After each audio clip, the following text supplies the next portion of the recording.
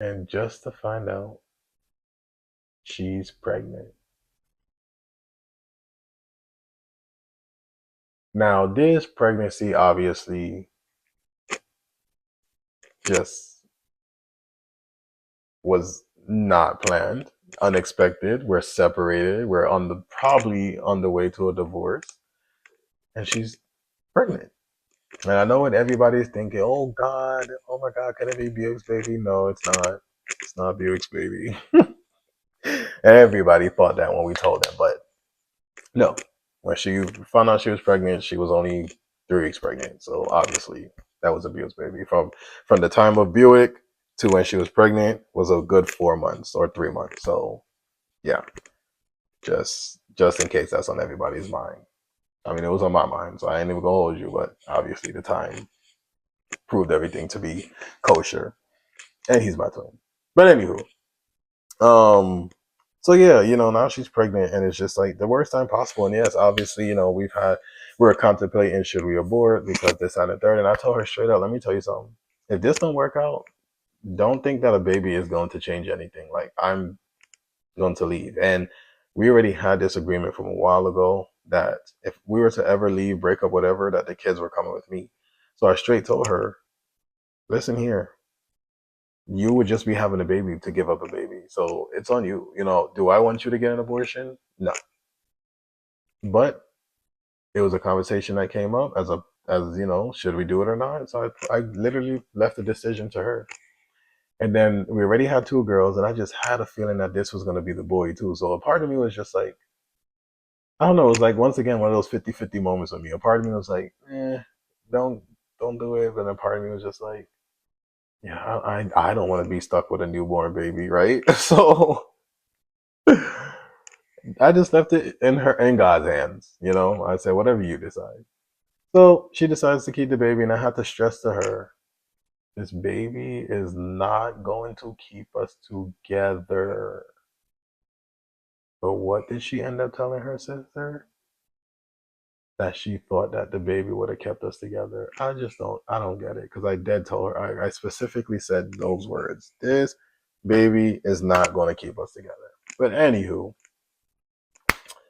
here we are, pregnant with our third child on the way to a divorce. So I remember it just wasn't working. Like I was depressed. I was severely depressed. I was just getting into a darker place because now all this just happened to me in a matter of like 5 months. The broken window situation, then the affair, then losing my job, then losing the house, now having a baby in the middle of a separation that's leading to a divorce. Then also going from a 3,700 square foot home into a 700 square foot apartment, moving back to New York City, something I never wanted to do. Can't not just it was just so much. And then I knew deep down inside my marriage was over, even though we were taking steps to fix it, marriage counseling and all that stuff. But I knew it was done. Like I just knew it was done. I guess I was just giving myself time to accept that fact before I actually accepted it. And then I was mourning it. I was in the middle of truly just taking time to myself to say, like, I think you need to start preparing for this marriage to be over. Because like I said, even though I wanted it, it didn't hurt any less. It didn't hurt any less. Everything. And then just continuing to find out more lies on top of everything, and I just felt like she didn't care, but she acted like she cared, and she was telling people she cared, but her actions didn't show it. She swore she was working hard to fix it, but I just kept seeing the nonsense that I just didn't like. And because, of this situation that happened, I lost zero patience to deal with anything. And so in my head, I had a timeline that if things were not straight within 6 months, I was out. I was done. It was over. And, that was going to be it. So here we are. We're in marriage counseling again. And we start talking about how, like, so many lies come up. And, talk to the counselor is like saying, like, well, why did you guys end up deciding to officially separate? And I was telling him, because I keep finding out more lies, and I just don't trust it anymore. And he says, well, she's like, then he asked her, well, why do you keep lying? And she's like, because she's scared I'm gonna leave. And I keep saying, well, don't you think that you continuing to lie is going to push me further away?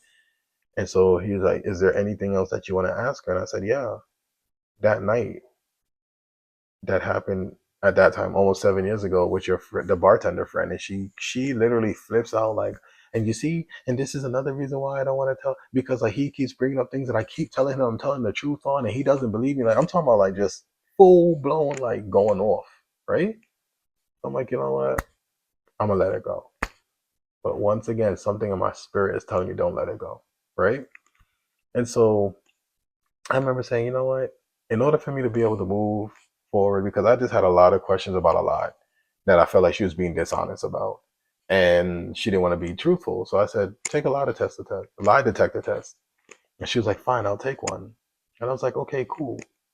So I'm looking up places to take a lie detector test, and they're like $300-400, and I'm like, bro, I refuse to spend that much money to find out she lying. You know what I'm saying? Like nah, I'm not doing that.